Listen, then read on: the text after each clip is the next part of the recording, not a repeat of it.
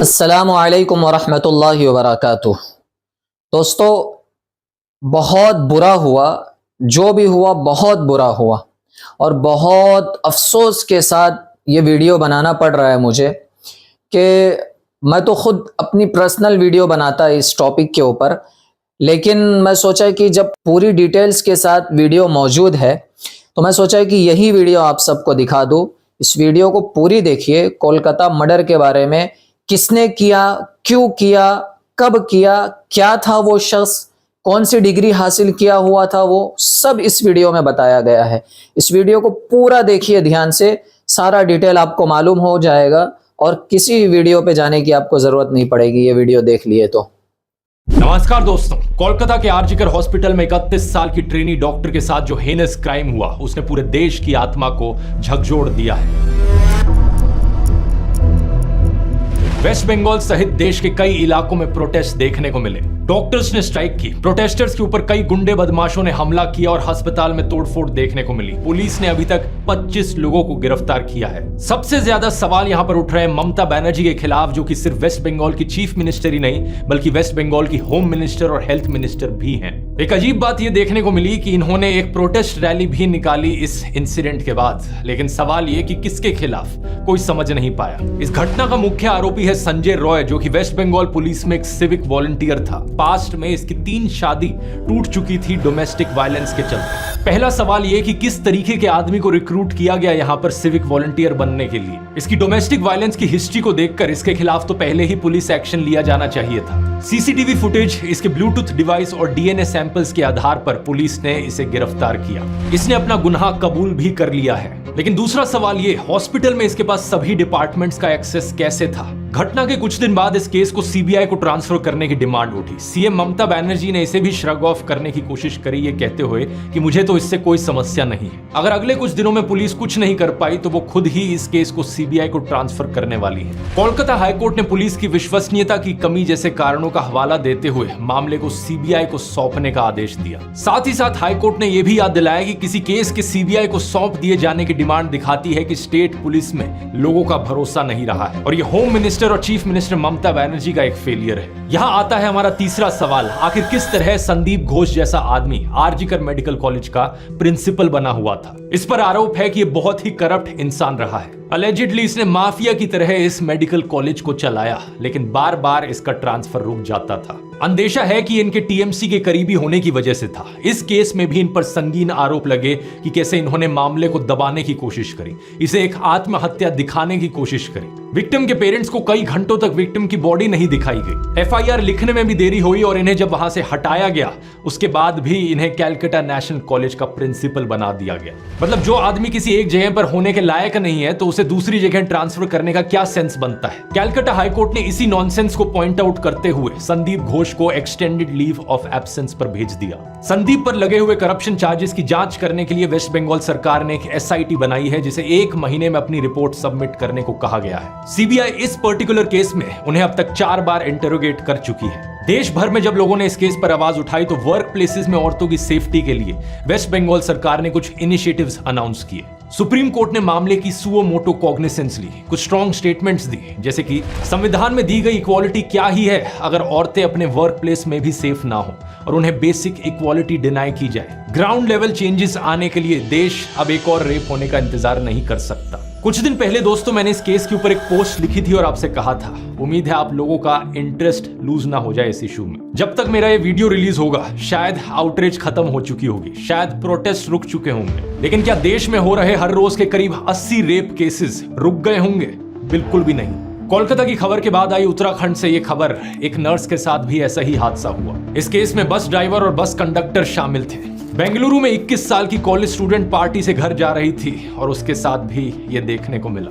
महाराष्ट्र के बदलापुर इलाके में एक स्कूल के क्लीनिंग स्टाफ द्वारा 3 और 4 साल की 2 छोटी लड़कियों का सेक्सुअल अब्यूज किए जाने की खबर आई। सैकड़ों एजिटेटेड पेरेंट्स ने रेलवे स्टेशन पर ब्लॉकेड किया। इन सारी खबरों को देखकर आपको लगे कि पिछले 8-10 दिनों में कुछ ज्यादा ही रेप्स होने लगे हैं पूरे देश भर में, लेकिन ये बात सच नहीं है। रेप्स हर रोज हो रहे हैं, लेकिन रिपोर्टिंग हर रोज नहीं हो रही। आउटरीच और प्रोटेस्ट हर रोज नहीं हो रहे। देश में लार्ज स्केल प्रोटेस्ट सबसे पहले शायद 2012 में हुए थे निर्भया केस के बाद, फिर 2019 में जब हैदराबाद में 26 साल की एक वेटनरी डॉक्टर का रेप और मर्डर हुआ। फिर 2020 में लोगों ने आउटरीच की हाथरस केस को लेकर, जहां 19 साल की दलित लड़की के साथ यही हुआ, और अब 2024 में कोलकाता में यह केस हुआ। पिछले 12 सालों में 4 बार आउटरीच और प्रोटेस्ट। शायद मैं कुछ 2-3 केसेस भूल रहा हूंगा, लेकिन मोटे मोटे तौर पर 7-8 बार से ज्यादा आउटरीच और प्रोटेस्ट हमें देखने को नहीं मिला है। और ऐसा नहीं है कि आउटरीच करने में कुछ गलत हो, कुछ भी ऐसा सुनकर आउटरीच महसूस करना एक नेचुरल इमोशन है। प्रोटेस्ट करना भी हमारे जिंदा होने की निशानी है, लेकिन हालातों में कुछ तो सुधार होना चाहिए।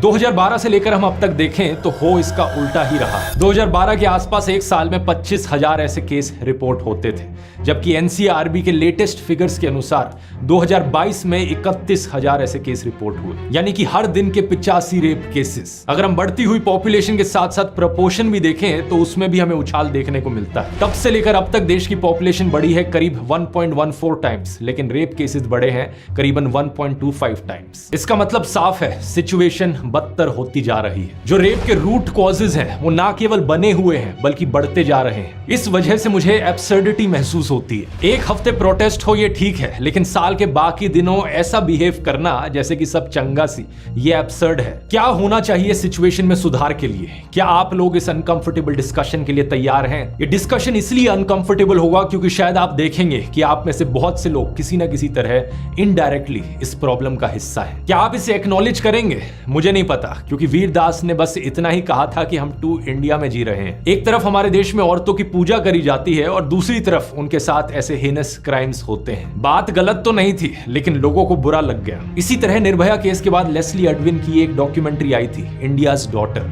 ये इतनी पावरफुल और थॉट प्रोवोकिंग डॉक्यूमेंट्री थी कि देश के हर एक स्कूल में इसे 10th क्लास के बच्चों को दिखाया जाना चाहिए था। लेकिन हमारे देश में लोग अनकंफर्टेबल हुए और इस डॉक्यूमेंट्री पर बैन लगा दिया गया। कहा गया कि इससे इंडिया की इंटरनेशनल इमेज खराब होगी। आज की डिस्कशन के बाद भी आपको इसी तरीके से अनकंफर्टेबल लग सकता है, लेकिन अगर आप जेन्युइनली कंसर्न्ड हो इस मुद्दे को लेकर तो वीडियो को आखिर तक देखना और जो स्टेप्स हम डिस्कस करेंगे सॉल्यूशन के लिए, उस सॉल्यूशन का हिस्सा भी बनना।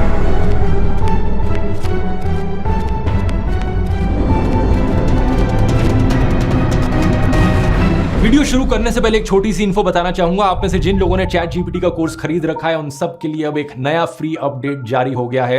2 घंटे से ज्यादा के नए लेसन्स ऐड किए जा चुके हैं इस कोर्स में, और इन नए लेसन्स में मैंने ना सिर्फ चैट जीपीटी बल्कि परप्लेक्सिटी जैसे नए सॉफ्टवेयर्स भी सिखाए हैं। जिन्होंने कोर्स ले रखा है उनके लिए कंप्लीटली फ्री अपडेट, आपको कुछ नहीं करना, जाके आप ऑनलाइन बस लॉग इन करके देख सकते हैं नए लेसन्स। और जिन्होंने अभी तक नहीं लिया है उनके लिए अभी भी मौका है। गेट 41 कूपन कोड यूज कीजिए, 41% ऑफ मिलेगा। अभी भी 500 लोग आप में से इस कूपन को यूज कर सकते हैं। इसका लिंक नीचे डिस्क्रिप्शन में मिल जाएगा, या फिर आप इस QR कोड को स्कैन कर सकते हैं। हालांकि टोटल कंटेंट अब 8 घंटे से ज्यादा का हो चुका है इस कोर्स में, लेकिन और भी ऐसे फ्री अपडेट्स फ्यूचर में आते रहेंगे अभी के लिए। इस वीडियो की शुरुआत करते हैं एक बड़े सिंपल से सवाल से, क्या रेप गलत है?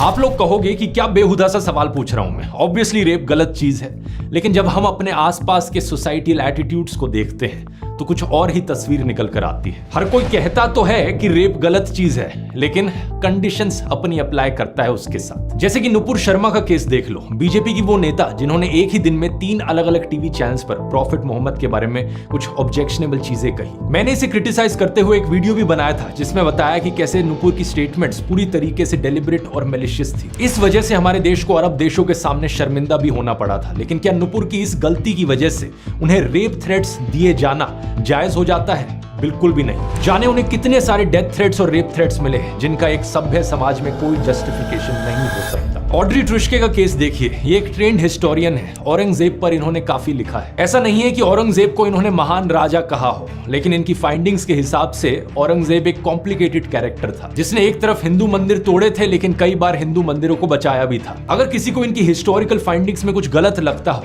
तो इनके साथ आर्ग्यू कर सकता है, इनके खिलाफ एविडेंस दे सकता है, लेकिन नहीं, लोग क्या देते हैं?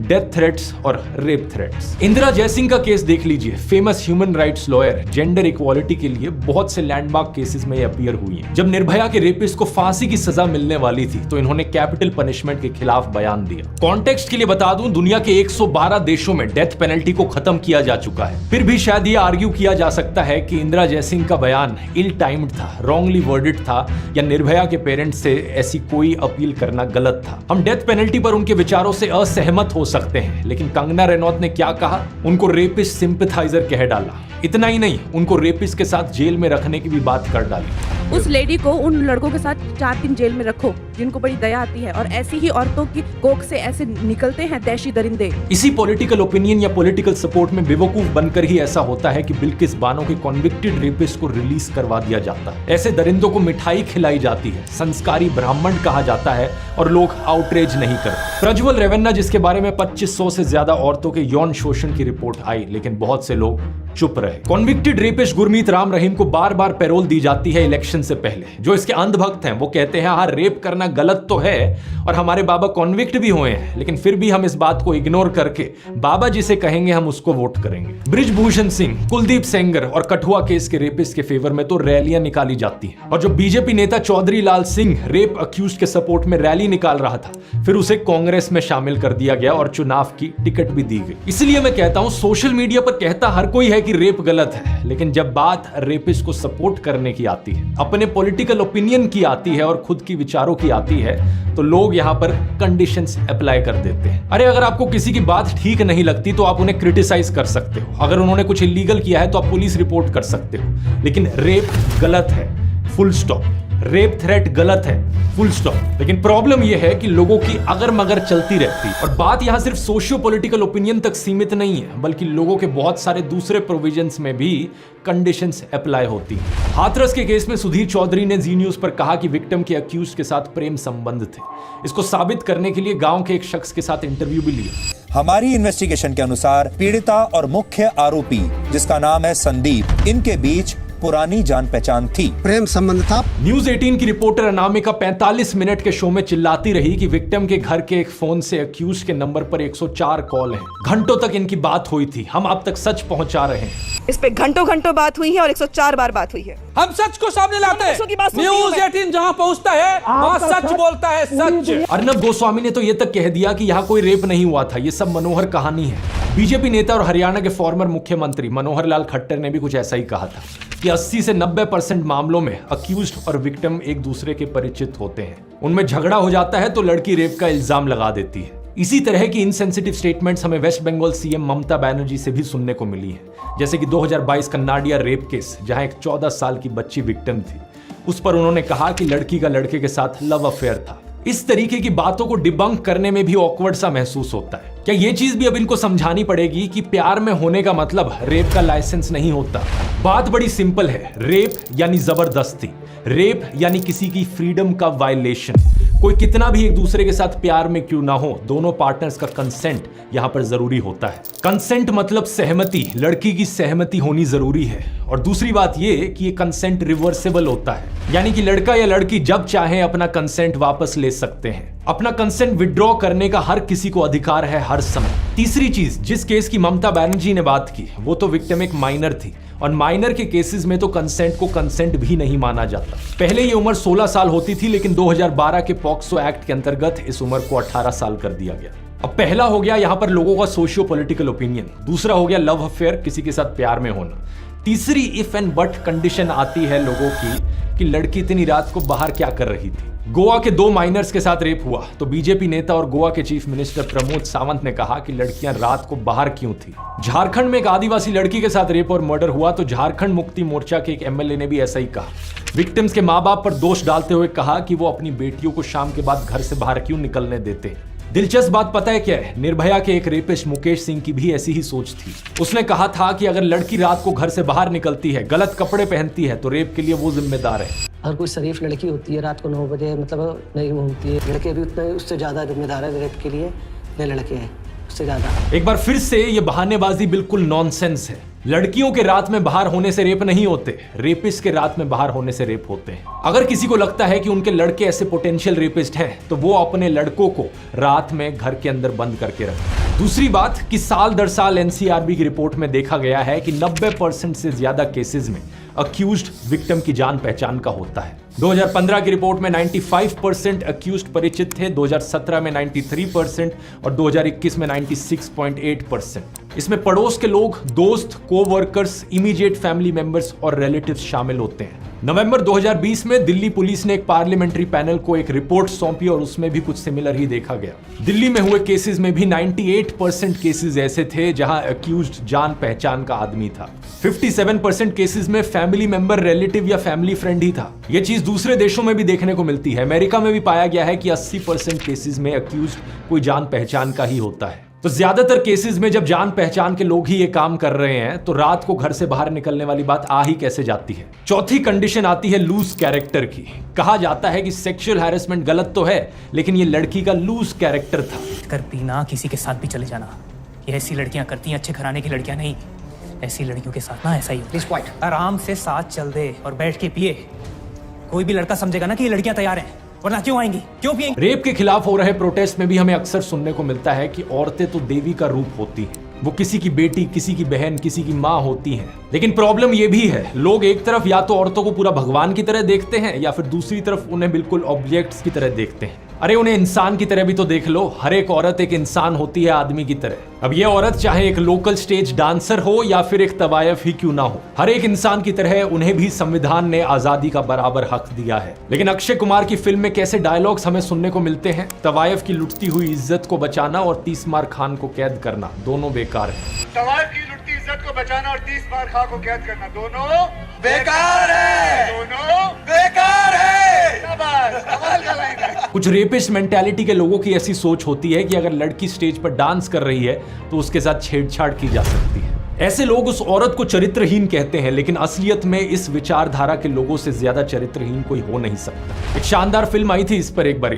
अनारकली ऑफ आरा, जिसमें स्वरा भास्कर ने ऐसी ही एक लोकल स्टेज डांसर का रोल किया था। एक नेता उस पर असॉल्ट करता है तो वो उसके खिलाफ लड़ती है। फिल्म में यही दिखाया गया है कि हर एक औरत को अपने शरीर पर अधिकार है। पिंक भी ऐसी ही एक सेंसिटिव फिल्म है जिसमें दिखाया गया है कि किसी लड़की के शराब पी लेने का मतलब ये नहीं होता कि उसके साथ मिसबिहेव किया जा सके। ये रेपिस्ट मेंटालिटी वाले लोगों का एक और एक्सक्यूज होता है कि लड़की ने तो शराब पी हुई थी। ये बात सही है कि शराब पीना सेहत के लिए हानिकारक होता है, लेकिन शराब पीने से किसी का कैरेक्टर जज नहीं किया जा सकता और इसे सेक्सुअल असॉल्ट का बहाना तो बिल्कुल नहीं बनाया जा सकता। यहां भी कंसेंट यानी सहमति जरूरी है। इनफैक्ट बीएनएस सेक्शन 63 तो यह भी कहता है कि औरत की कंसेंट इंटॉक्सिकेशन की वजह से थी तो रेप का चार्ज भी बन सकता है। छठी कंडीशन, जो कि सबसे कॉमन विक्टिम ब्लेमिंग है, कि रेप गलत तो है लेकिन लड़की ने छोटे कपड़े पहन रखे थे। ये एक बार फिर से बिल्कुल ही बकवास आर्ग्यूमेंट है। अगर छोटे कपड़े की वजह से रेप होता है तो छोटी बच्चियों का रेप क्यों होता है? बूढ़ी औरतों का रेप क्यों होता है? मेंटली इल बच्चों के साथ रेप क्यों होता है? साड़ी और बुर्का पहनी हुई औरतों का रेप क्यों होता है? गांव में रेप क्यों होता है? राजस्थान और उत्तर प्रदेश में तो लड़कियों के छोटे कपड़े पहनना बहुत ही रेयर बात है, तो वहां पर सबसे ज्यादा रेप क्यों देखने को मिलते हैं? इतना बकवास आर्ग्यूमेंट, लेकिन फिर भी पता नहीं क्यों बहुत से लोगों के मन में, समाज में यही आर्ग्यूमेंट बना रहता है।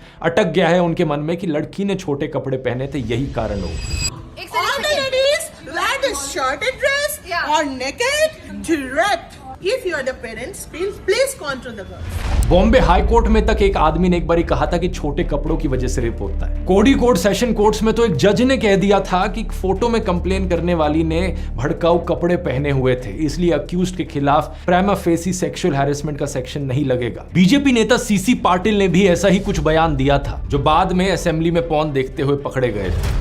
बीजेपी एमएलए रेणुकाचार्य और राजकोट में बीजेपी मेयर रक्षा बोरिया भी ऐसे बयान दे चुके हैं। एक एनजीओ अक्षरा सेंटर ने 8 शहरों में सर्वे किया, करीबन 3000 आदमी और 3000 औरतों का सर्वे किया जो 15 से 29 साल की उम्र के बीच के थे। इनमें से 54.8% लड़कों ने कहा कि रिवीलिंग कपड़े पहनने की वजह से रेप या सेक्सुअल हैरेसमेंट होती है। और कमाल की बात तो देखिए, 39.2% फीमेल्स का भी यही मानना था। यानी औरतें खुद इस गलत सोच का शिकार हैं। इस सोच के पीछे जिम्मेदार है एक बड़ा पॉपुलर परसेप्शन, जो लोगों का मानना है कि रेप का कारण होता है सेक्सुअल अर्ज। कुछ दिन पहले ही एक फिल्म आई थी महाराजा। फिल्म अच्छी थी, लेकिन उसमें भी रेप का यही इनकरेक्ट रिप्रेजेंटेशन दिखा रखा था। बहुत सी पुरानी हिंदी फिल्मों में जहां रेप को एक शैलो प्लॉट डिवाइस की तरह इस्तेमाल किया जाता है, जहां प्रेम चोपड़ा, शक्ति कपूर और रंजीत ने रेपिस्ट के किरदार निभाए हैं, वहां भी रेपिस्ट को इसी तरीके से पोर्ट्रे किया गया। जानी दुश्मन की इस पुरानी फिल्म ने तो सारी हदें पार कर दी थी। अक्षय कुमार का कैरेक्टर इस फिल्म में लड़की को अपने मोलेस्टर्स को माफ करने को कहता है, ये कहकर कि तुम्हारी जैसी खूबसूरत लड़की को देखकर तो मरे हुए आदमी का भी दिल धड़क उठे। तुम्हारी जैसी खूबसूरत लड़की को देखकर मरे हुए आदमी का भी दिल धड़क उठे। फिर तो ये जीते जागते नौजवान हैं, इनका क्या हाल होगा? लेकिन सच बात क्या है दोस्तों कि सेक्सुअल अर्ज का रेप से कोई कनेक्शन नहीं है, इसलिए इसे जवानी का जोश कहकर जस्टिफाई करना बंद कर दो। ऐसा नहीं है कि जो लोग रेप नहीं करते उनमें अर्ज नहीं होती, और रेपिस्ट में इतनी अर्ज होती है कि वो अनकंट्रोलेबल हो जाती है। ये बिल्कुल बकवास बात है। बहुत बार रेपिस्ट के पास कोई कंसेंटिंग पार्टनर भी होता है, वो शादीशुदा होते हैं। पॉल गेबार्ड की इस रिसर्च में और कई सारे सर्वेज में यही चीज बार बार बताई गई है। असलियत में रेप के पीछे 3 कारण होते हैं और रेपिस्ट को 3 कैटेगरीज में डिवाइड किया जाता है। पहले है पावर रेपिस्ट, जो सेल्फ वर्थ इश्यूज से पीड़ित होते हैं। इस एक्ट के थ्रू वो एक पावर फील करना चाहते हैं। दूसरे एंगर रेपिस्ट, जिनमें गुस्सा होता है। ये लोग बहुत अब्यूजिव होते हैं और गालियां देते हैं, और विक्टिम अगर रेजिस्ट भी ना करे तब भी वायलेंट हो जाते हैं। इस कैटेगरी के रेपिस्ट अक्सर जान से भी मार देते हैं विक्टिम को। तीसरी टाइप है सैडिस्टिक रेपिस्ट। सैडिज्म का मतलब है दूसरों के फिजिकल और मेंटल वायलेंस में खुशी मिलना, खुद प्लेजर उठाना दूसरों को नीचे गिरता हुआ देखकर या उनके खिलाफ अत्याचार होते हुए देखकर। ऐसे रेपिस्ट अक्सर विक्टिम्स को लंबे समय तक टॉर्चर करते रहते हैं। लेकिन एक सवाल यहां पर यह उठेगा कि ये कंट्रोल करने की जो इविल डिजायर है, ये गुस्सा और या सैडिज्म जो है, ये आता कहां से है? कई बार डिस्कशंस में देखा जाता है कि अपना गुस्सा जाहिर करने के लिए लोग रेपिस्ट को मेंटली इल या दिमागी रूप से बीमार कह देते हैं। ऐसा कंपैरिजन करना गलत है, क्योंकि हम मेंटल इलनेस को स्टिग्मेटाइज कर रहे होते हैं। कुछ रेपिस्ट की मेंटल इलनेस की हिस्ट्री जरूर हो सकती है, लेकिन ऐसा नहीं है कि सभी रेपिस्ट मेंटली इल होते हैं। ये लोग सिंपली दरिंदे होते हैं। इन्हें आप शैतान, हैवान, ईवल कुछ भी कह सकते हो। लेकिन अगला सवाल आपके मन में आएगा कि कुछ लोग ऐसे क्यों बनते हैं? इसके पीछे भी तो कुछ रूट कॉजेज होंगे ना। एक इस रिसर्च को देखिए। ये रिसर्च करी गई थी 269 ऑफेंडर्स पर, जिनमें रेपिस्ट शामिल थे। बहुत सारे कॉजेज आइडेंटिफाई किए गए। उनके बचपन में उनके साथ हुआ चाइल्ड अब्यूज, 10 साल की उम्र से पहले ही पोर्नोग्राफी का exposure, physical abuse, parental violence, emotional abuse, animals के प्रति क्रूअल्टी दिखाना, बचपन में ही वायलेंट फिल्में या फिर मीडिया का एक्सपोजर होना, पेरेंट्स से दूर हटकर रहने वाला या एंजाइटी से भरा हुआ रिलेशन। इन कॉजेज को स्टडी करना इसलिए जरूरी है ताकि समाज में और नए रेपिस्ट को बनने से रोका जा सके। अब ऐसे कारणों से किसी व्यक्ति की ऐसी पर्सनैलिटी तो बन गई कि उसमें डोमिनेट करने का इविल डिजायर, गुस्सा या सैडिज्म भरा हो। लेकिन अमेरिका में हम जिन मास शूटिंग्स के बारे में सुनते हैं, उनमें भी एंगर एक कॉमन फैक्टर है। कुछ लोगों में ऐसा डीप सीटेड एंगर डिप्रेशन का रूप ले लेता है। तो ऐसे में सवाल आता है कि रेपिस्ट के केस में ये डोमिनेट करने की जो इविल डिजायर है, गुस्सा है या सैडिज्म है, ये रेप के थ्रू ही क्यों निकल कर आता है? इसका सही जवाब है रेप कल्चर। दुनिया भर में इस शब्द का इस्तेमाल होता है उस मास मीडिया, उन सोसाइटियल एटीट्यूड्स और ट्रेडिशंस को डिनोट करने के लिए जो रेप को ट्रिवियलाइज या नॉर्मलाइज करते हैं। जैसे कि कमबख्त इश्क फिल्म में करीना कपूर कहती हैं कि तुम क्या मेरा मुंह बंद कराओगे, तो अक्षय कुमार का किरदार उन्हें जबरदस्ती किस कर लेता है। ये सब कॉमेडी के नाम पर होता है। ऐसी ही so called comedy Kabir Singh film में भी देखी जाती है, जहां पर लीड कैरेक्टर एक लड़की को नाइफ पॉइंट पर रखकर मोलेस्ट करता है। लुइस सीके, जॉर्ज कार्लिन और नॉम मैकडोनल्ड जैसे कई सारे famous stand up comedians rape के बारे में ऐसे जोक्स करते हुए देखे गए। और इंडियन स्टैंड अप कॉमेडी में भी गालियों की भरमार है। ना केवल मेल बल्कि फीमेल स्टैंड अप कॉमेडियंस भी ऐसी मां बहन की गालियां देती हैं जो सेक्सुअल वायलेंस को नॉर्मलाइज करती हैं। दोस्तों के साथ कैजुअल कॉन्वर्सेशंस में भी कई सारे लोग ऐसी गालियों का इस्तेमाल करते हैं जो कि आम बात बन गई है। कुछ लोग ये गुस्से में करते हैं तो कुछ लोग मजाक में करते हैं, लेकिन ये सब करने से रेप कल्चर नॉर्मलाइज होता है। इसी को ही कहते हैं रेप की नॉर्मलाइजेशन, जहां आपको रेप जोक्स पर हंसी आती है, रेप वीडियो देखने में या रेप थ्रेट्स देने में गिल्टी महसूस नहीं होता। साइकोलॉजिस्ट मधुमिता पांडे ने तिहाड़ जेल में बंद 122 कन्विक्टेड रेपिस्ट और साथ ही 65 कन्विक्टेड मर्डरर्स से बात की। उन्होंने एक साफ अंतर देखा मर्डरर्स और रेपिस्ट में। ज्यादातर मर्डरर्स को खून करने वालों को अपने किए हुए पर रिग्रेट था, अफसोस था। उन्हें यह भी एहसास था कि उनकी एक्शंस की वजह से कैसे दूसरों की जिंदगियां तबाह हो गई। लेकिन दूसरी तरफ ज्यादातर रेपिस्ट को अपने किए हुए पर कोई रिग्रेट नहीं था। इसलिए हमें समाज में ये देखने को मिलता है कि बहुत से रेप अक्यूज लोग रिपीट ऑफेंडर्स होते हैं, क्योंकि एक बार उन्होंने गलत किया तो उन्हें लगता ही नहीं कि उन्होंने कुछ गलत किया है। और सवाल यहां पर यह है कि उन्हें रिग्रेट क्यों नहीं होता। मधुमिता ने उन्हें 2 क्वेश्चनर्स दिए और सामने आया कि उनके औरतों के बारे में बहुत ही रिग्रेसिव व्यूज थे। और ये इकलौती ऐसी रिसर्च नहीं है, बहुत सारी पहले भी ऐसी रिसर्च करी गई है। सुजैन ब्राउन मिलर ने अपनी 1975 की किताब against our will men women and rape में यही बात बताई थी कि रेप एक इंटिमिडेशन का कॉन्शियस प्रोसेस है। सुजैन के अलावा रिचर्ड जॉनसन, डैनियला कुज़मैनो, रेबेका विंसेंट जैसे बहुत से रिसर्चर्स की यही फाइंडिंग्स रही हैं। इस सब के ऊपर बात आती है टॉक्सिक मैस्कुलिनिटी और पेट्रियार्कल कल्चर की, जहां औरत को एक आजाद इंसान के बजाय एक इंफीरियर सब ह्यूमन की तरह देखा जाता है। उसके ऊपर ना जाने कितनी रिस्ट्रिक्शंस लगाई जाती हैं कि ये मत पहनो, बाहर मत जाओ, ज्यादा खुलकर मत हंसो। एक औरत को अक्सर एक ऑब्जेक्ट की तरह भी देखा जाता है। रणबीर कपूर की एक क्रिंज वर्दी ad, score more with X blast, वही मानसिकता दर्शाती है कि लड़कियां तो एक ऑब्जेक्ट हैं। करीना कपूर का एक गाना, तंदूरी मुर्गी हूं यार, गटका ले मुझे अल्कोहल से, आप पटा ले मुझे मिस्ड कॉल से। बादशाह का गाना, मैं वो हूं जिसके बारे में चेतावनी देती होगी तेरी माँ। यानी आप ऐसे असॉल्टर्स को ग्लैमराइज कर रहे हो। टॉक्सिक मैस्कुलिनिटी को स्टाइलाइज करके दिखाया जा रहा है फिल्मों में और गानों में। वर्जिन बीवी चाहिए, खुद बैंकॉक के खिलाड़ी हैं। 6 लड़कियों के बीच में एक लड़का स्टड है और 6 लड़कों के बीच में एक लड़की स्लट है। और फिर ये सिंगर्स कहते हैं कि इनके घर पे तो फीमेल फैमिली मेंबर्स होते हैं, इनका म्यूजिक हमेशा एक रिस्पॉन्सिबिलिटी और रिस्पेक्ट की जगह से आता है। सिंगर हनी सिंह ने भी बहुत आउटरीच दिखाई इस कोलकाता केस को लेकर, लेकिन वो अपने गानों में क्या लिखते हैं? ब्राउन गर्ल्स से मेरा मन भरता नहीं, मैं शेर हूं घास चरता नहीं। जब तक औरतों की ऐसी ऑब्जेक्टिफिकेशन होगी, ये रेप कल्चर बना रहेगा, तब तक ये प्रॉब्लम सॉल्व नहीं हो सकती। और सॉल्यूशंस की बात करें तो यहाँ 3 तरीके की समस्याएं हैं। पहला वो हालात जो किसी की व्यक्तित्व को डैमेज कर सकते हैं। दूसरा वो सोसाइटल एटीट्यूड जिसकी वजह से ऐसे लोग अपनी डोमिनेट करने की अर्ज, अपना गुस्सा या सेडिज्म एक औरत पर निकालते हैं। और तीसरा ये मटेरियल कंडीशंस जिनकी गड़बड़ी के चलते ऐसा हो पाता है। हमें इस प्रॉब्लम को समाज से खत्म करने के लिए इन तीनों फ्रंट्स पर काम करना होगा और हर किसी को इसमें भाग लेना होगा। पहला जो रूट कॉजेज है उन्हें हटाया जाए ताकि ये ट्विस्टेड पर्सनैलिटी प्रिवेंट की जा सके। सरकार को यहाँ पर अलग अलग डिपार्टमेंट्स में वुमेन एम्पावरमेंट को स्पीड अप करना होगा। लोगों को एजुकेट किया जाए, एजुकेशन को नंबर 1 प्रायोरिटी बनाया जाए, लोगों के रोजगार की स्थिति में सुधार आए। स्कूलों में सेक्स एजुकेशन दी जानी चाहिए, बच्चों को गुड टच बैड टच के बारे में बताया जाना चाहिए। सभी सरकारों को कानूनी प्रक्रिया में सुधार करने की जरूरत है। दूसरा, सोसाइटल एटीट्यूड्स की बात करें तो ये काम सिर्फ सरकार का नहीं है बल्कि हम सब लोगों का है। पहली बात, हमें समाज से माँ बहन की गालियां खत्म करनी होंगी। आज से संकल्प लें दोस्तों कि इन गालियों का आप आज के बाद से कभी इस्तेमाल नहीं करोगे, ना डेली लाइफ में ना सोशल मीडिया पर। चाहे कोई भी इंसान से आप कितना ही क्यों ना डिसएग्री करते हो, आप किसी इंसान से कितनी ही नफरत क्यों ना करते हो, रेप थ्रेट्स नहीं दिए जाने चाहिए, रेप जोक्स पर हंसना नहीं चाहिए। और इसके बाद समाज में हमें जहां भी सेक्सिस्ट एटीट्यूड देखने को मिले, चाहे वो कोई एड हो, कोई फिल्म हो, कोई गाना हो, कोई यूट्यूब वीडियो हो, किसी का कमेंट हो, किसी का स्टैंड अप एक्ट हो, उसे कॉल आउट किया जाना चाहिए, उसके खिलाफ आवाज उठाई जानी चाहिए। लॉ एंड ऑर्डर को मजबूत बनाने के लिए हमें पुलिस में सारी वैकेंसीज फिल करने की जरूरत है। पुलिस को और इंडिपेंडेंट बनाने की जरूरत है स्टेट गवर्नमेंट से, ताकि किसी भी ऐसे मामले में पॉलिटिक्स कभी भी जस्टिस के बीच में इंटरफेरेंस ना करे। उम्मीद है आपने इस वीडियो से कुछ नया सीखा होगा। इस वीडियो को अपने फ्रेंड्स और फैमिलीज के साथ शेयर कीजिए ताकि सभी लोगों में इस चीज को लेकर अवेयरनेस बढ़ाई जा सके, ताकि सभी लोग साथ में मिलकर इन सॉल्यूशंस पर काम कर सकें। ChatGPT कोर्स को डाउनलोड करने का लिंक नीचे डिस्क्रिप्शन में मिल जाएगा। और अगर आप इस इशू पर और चर्चा सुनना चाहते हैं तो इसकी बात मैंने एनिमल फिल्म वाले वीडियो में डिटेल में करी है और भी विस्तार से सैडिज्म और वायलेंस पर बात करी है, यहां क्लिक करके देख सकते हैं। बहुत बहुत धन्यवाद।